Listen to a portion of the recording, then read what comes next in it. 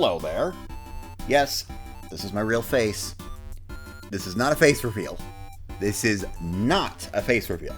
I have done content on my channel before that shows this ugly mug. So, before anyone goes crazy, like, oh, why are you doing a face reveal so casually? I've shown my face on this channel before. If you look back, you'll find it. It's not hard to find at all. But, yeah. I've been watching a lot of videos by people like Jobby the Hong, Bolt Matrix, and a few Adams especially.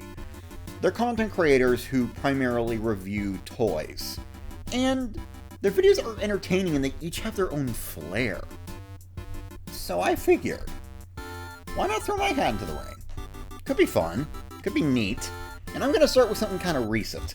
So today, we are going to be reviewing, you can kind of see them a little bit here, Transformers, War for Cybertron, Siege Chapter, Voyager-class Megatron. That name is a mouthful. Yeah, this guy's amazing. Like, real talk, this is a really good and a really strong G1 style Megatron figure. And I want to start by talking about the sculpting. The sculpting on the figure is amazing. All the mechanical details, all of the little, like, touches, the bumps and ridges, it just all looks really good. It makes it feel good to hold. It kind of has a texture to it. As far as the paint goes, it's good. Don't get me wrong, paint's good. But can we not with the battle damage? Like, okay, I get it. I get it. You're trying to make a line based on the War for Cybertron. It's in the name. But does it have to be so obtrusive? Like, it's all over the figure, and it doesn't look good. It mars what is otherwise a really good paint scheme. I mean, I'm not saying it's a deal breaker. By no means is that a deal breaker. This guy's great, and you should get him if you have any appreciation for the G1 Megatron design. Or just get him regardless. He's a great figure, but I just don't like the battle damage. Anyways, as far as articulation goes, it's pretty spectacular. For some reason, the ball joint on his head is at the back rather than in the middle, so he always looks like he's going like, if you turn his head to the side. It's weird. As for the limbs, got a nice hinge joint at the shoulders, which can go out that far and in that far. You got a nice swivel at the shoulders for back and forward movement, so he can go a full 360 degrees. You've got a bend at the elbow, as well as a swivel for side-to-side movement.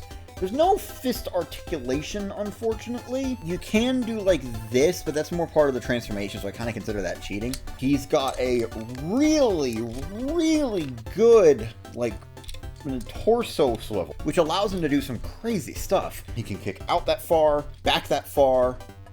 That's kind of obscured by my hands. You can do the full splits with no problem at all. You just gotta move the arms out of the way. There is a swivel just below the hips for the legs. There is a bend at the knee, which is pretty much 90 degrees. It might be a little more, but it's definitely not a little less. And then you've got a little bit of movement in the foot, but that's more for the transformation. So again, I consider that cheating. Overall, this robot mode is really good. The fusion cannon especially looks really nice. I love this fusion cannon. He also comes with this sword, which you can peg into either one of the hands. For some reason, the left hand's, like, peg hole is a little loose, because I can do this with, like, no problem at all. That being said, it also pegs into the right hand with no problem, so maybe it's just an issue with my figure? Probably just an issue with my figure. But you can do this. You can peg this in, and then you take the sword and split it,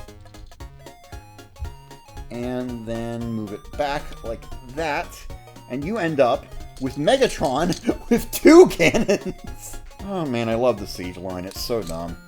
It's just... The Siege line has been an absolute blast. I've been collecting figures from it, and it's just so much fun. Like, there's just so much fun to be had with it, you know? There's, like, accessories, you've got Micromasters, you've got all this stuff. It's just so good. Also, the weaponizers. Weaponizers are great. Tell me if I should review 6-gun or COG next, because I got both of them. I need to get Brunt. So, that's enough about the robot mode. What about the tank mode?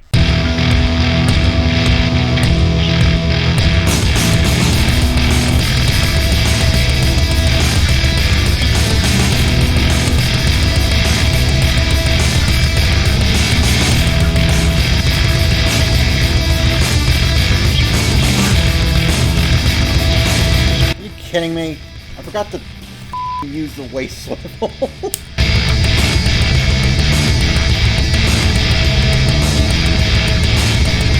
So the tank mode we end up with is a bit of a mess.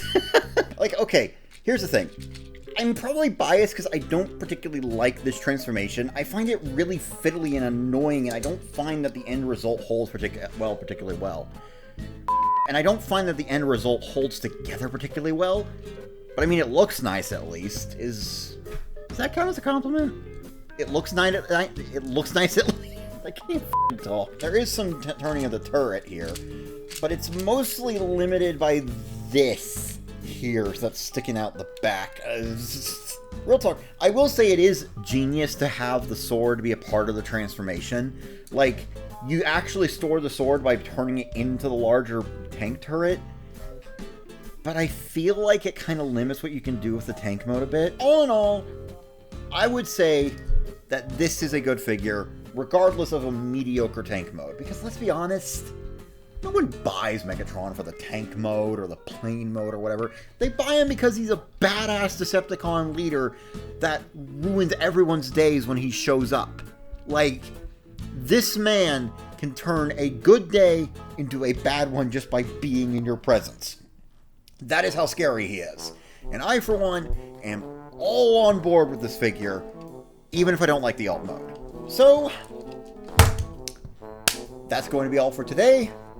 Let me know if you enjoyed this video and if you want me to make more reviews. I've got something special in mind for a review down the line. And it involves this guy, as well as 4 other figures. So let me know if you want to see that at some point. And as always, stay sensational. Goodbye.